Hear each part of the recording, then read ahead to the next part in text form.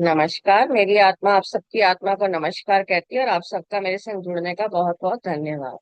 अब हम कर रहे हैं 17वां अध्याय, जिसमें हमने जाना कि श्रद्धा जो है वह है आपकी तीन प्रकार की है, तामसिक, राजसिक और तामसिक, राजसिक और सात्विक। ठीक है।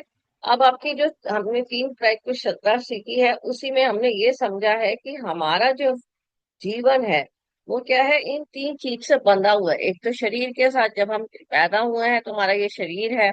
दूसरा, हम ये जान चुके हैं कि हमारा जो है संबंधों से जुड़ा हुआ है ये शरीर, क्योंकि आसपास के संबंध निभाएंगे तभी तो हम इस जीवन में जी पाएंगे।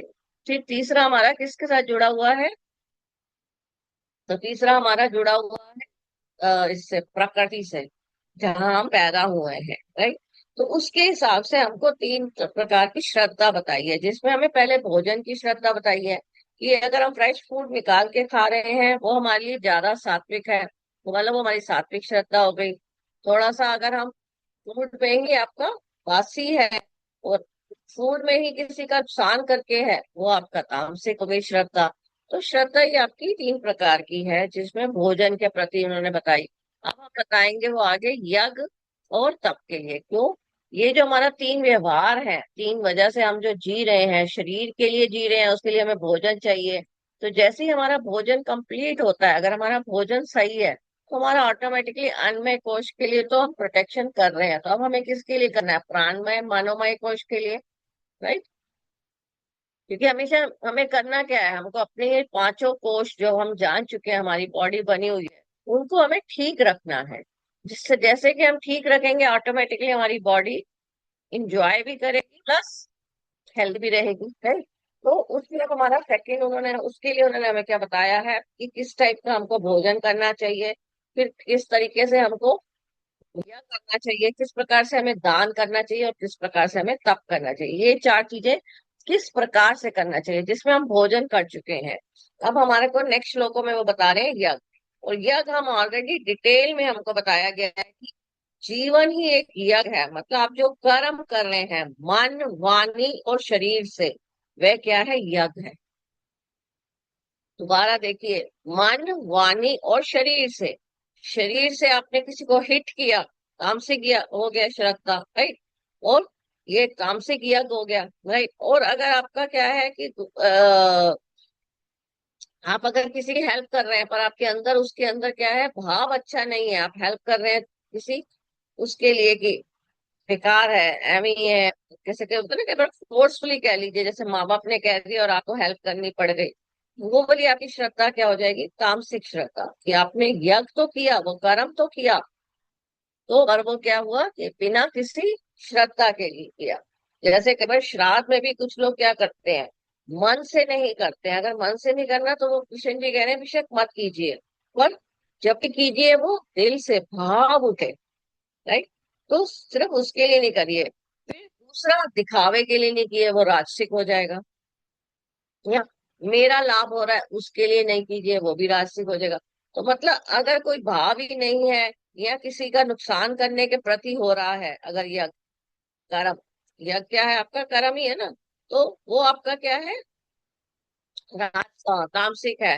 पर अगर अपने ही पर्पज के लिए है, अपने ही उसके लिए है, फायदे के लिए, वो आपका क्या हो जाएगा? राजसिक।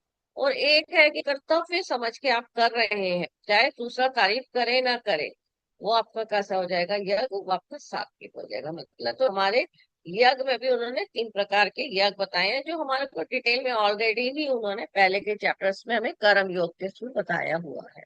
तो ये 12 13, 13 तक, 11 12 13 में हमें क्या बताया है? तीन प्रकार के यज्ञ, कि हमें किस प्रकार की यज्ञ करना चाहिए, जिसकी डिटेलिंग ऑलरेडी उन्होंने पहले के चैप्टर कृष्ण जी ने की हुई है। अब हमें आगे वह बताएंगे देवता ब्राह्मण गुरु। ओके। देवता ब्राह्मण गुरु और ज्ञानी जनों का पूजन, पवित्रता, सरलता, ब्रह्मचर्य और अहिंसा, ये शरीर संबंधित तप है। अब ये कहाँ पर आ गए हम? तप पे। तो 15वें श्लोक से हमको कहा किसके बारे में बताया जा रहा है? तप के बारे में। तो यहाँ पर तप बेसिकली, अब पहले क्या है, हमें पहले हम थोड़ा सा वह समझे। तप आप यूजली लोग क्या समझते हैं, बहुत ज्यादा पूजा पाठ कर लिया, अपने शरीर को तकलीफ दे दी, है ना, पीड़ा दे दी, वह तप है ना, यूजली ऐसे ही माना जाता है ना तप को। तो एक्चुअल में तप आपका बेसिकली किस हिसाब से है? तप है कि आपका, अगर आपका शरीर को पीड़ा दे रहे हैं, पर अगर पेरेंट्स की हेल्प के लिए हो रहा है, तो वो आपकी पीड़ा क्या है, वो तप है। उसको उन्होंने तप कहा है।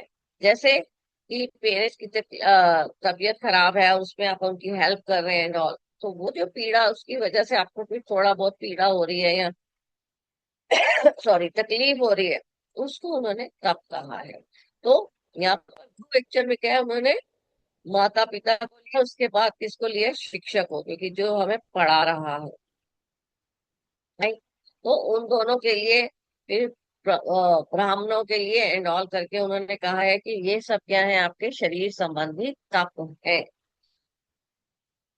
फिर उसके बाद उन्होंने हमको क्या बताया है कि जो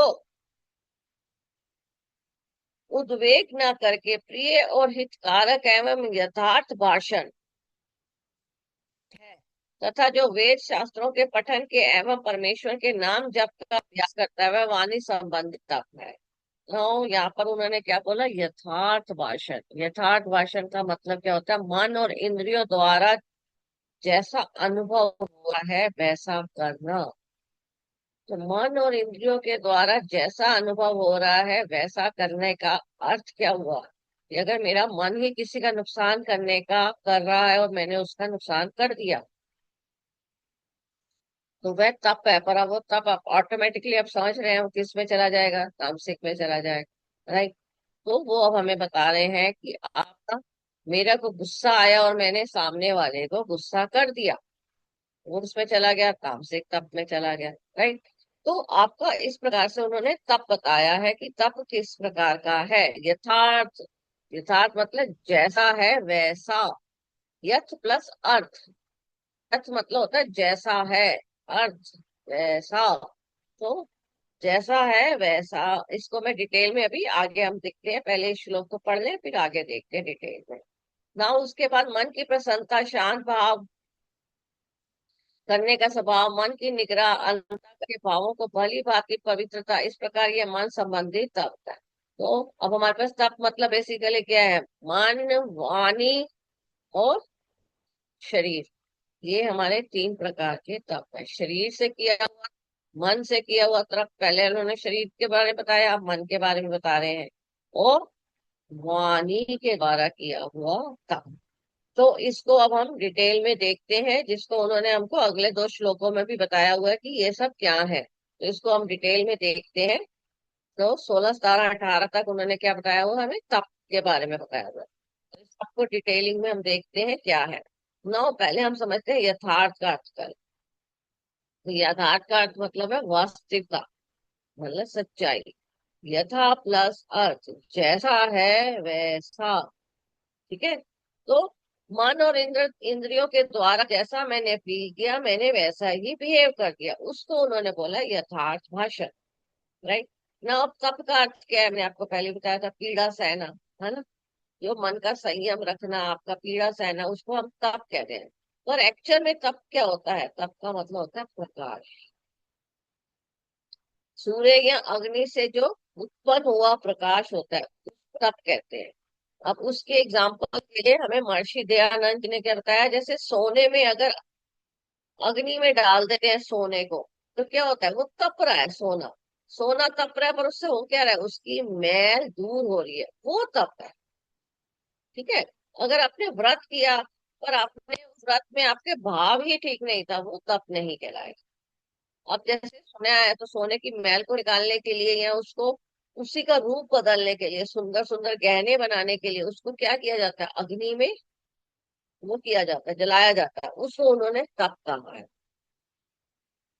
ठीक है। तो वह तप है जिससे ऑटोमेटिकली क्या होता है, उसकी मैल निकल जाती है, मतलब मन और आत्मा की मैल निकल गई। वो महर्षि दयानंद ने उसके एग्जाम्पल से हमको समझाया है, जिसके और एग्जाम्पल्स अभी आगे हम और देखते हैं। now, गीता में हमें तीन प्रकार, यही तप तीन प्रकार के बताए हैं, शारीरिक, वाचिक और मानसिक। शरीर से द्वारा किया हुआ तप, वचनों के द्वारा से किया हुआ तप, मतलब जो मैं बोल रही, और मानसिक, मन से किया हुआ तप। तो ये तीन प्रकार के क्या है ना। अगर आपने कभी किसी को शरीर से हानि पहुंचाई, अहिंसा हो गया, ठीक है, तो आपका वो अहिंसा हो गया। वाणी से हानि पहुंचाई तो अहिंसा हो गया। अब वाणी में उन्होंने क्या बोला कि अगर आपको लगा सामने वाला गलत है, तो पहले आप टेक अ लॉन्ग ब्रेथ, आप अपने आप को पहले शांत कीजिए, फिर वचनों को इस प्रकार से बोलिए कि सामने वाले को नुकसान भी नहीं हो और उसको समझ भी आ जाए। ठीक है, तो सामने वाले का नुकसान भी ना हो और उसको समझ भी हो जाए और आपकी बात भी रह जाए। उसको उन्होंने क्या बोला है, वाणी। राइट। फिर ऑफ कोर्स मन से क्या होगा, अगर उससे है तो वो क्या, इंटेंशन प्योर होनी चाहिए। तो हमारे यहाँ पर इसमें इसके लिए हमको क्या बताया गया है कि आपको डी वाले जो है इस प्रकार से आप कर रहे हैं, वो ही आपके क्या हो जाएंगे, तीन प्रकार के हो जाएंगे कि सात्विक तप, तामसिक तप, राजसिक तप, है ना। या तीन प्रकार की, उनको श्रद्धा बोल दीजिए, है ना। तो अब आपका बेसिकली क्या है, अब आपको तप के लिए हमारे पास एग्जाम्पल बहुत अच्छे अच्छे हैं। जैसे शरीर को तप दिया, क्योंकि शब्द का मतलब तो पीड़ा है, तो पर शरीर को पीड़ा दी किसे, भागीरथ जी ने। उन्होंने गंगा, हमारे देश में त्राही त्राही, प्रकृति में त्राही त्राही हो जाती है अगर गंगा जी नीचे ना आती, तो उनको नीचे लाने के लिए भागीरथ जी ने तप किया। और उसमें वो भूखे प्यासे खड़े रहे थे एक टांग पे। वो क्या था, वो तप था। और वो तप कौन सा हो गया, वो सात्विक तप हो गया, है ना, सात्विक हो गया ना तप। तो वो तप जो है वह एक तप था जिसमें शरीर को पीड़ा दी गई पर पर्पज से, एक प्रकृति का, हाँ, फायदा हो, है ना। तो वो भागीरथ के द्वारा गंगा को लाने के लिए जो शिव जी के लिए उन्होंने तप किया था, वह आपका तप कहलाता है। फिर ब्रह्मा का आपका ज्ञान पाने के लिए रावण जी ने भी शिव जी का वो किया था। 10 साल तक खड़े रहे थे एक टांग पर, और ओम नमः शिवाय या ओम ऐसे करके वो बोलते रहे थे कॉन्टिन्यूसली। उनके ऊपर घास फूस उग गई थी। वो क्या था, वह तप था, क्योंकि ब्रह्मा की नॉलेज उनको उस वजह से मिली। राइट। फिर यहाँ नचिकेता, उन्होंने नचिकेता के द्वारा ही तो हमको एग्जैक्टली पता चला कि हमारी आत्मा किस प्रकार से जाती है, किस प्रकार से वापस आती है।